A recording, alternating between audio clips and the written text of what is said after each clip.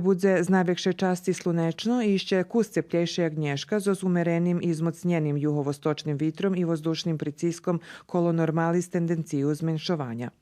Minimalni temperaturi od 11 po 15, a maksimalni od 26 na juhovostoku Banata po 28 na zahodze u Vojvodini. Na stredu pohmarenje z lokalnima zaporami zalapi vekšinu predjiloh, a perše zahod i siver Srbiji. Vitor rano bude zmocnjeni juhovostočni, a potim u uslabnjenju i premenjiše na juhozahodni i zahodni.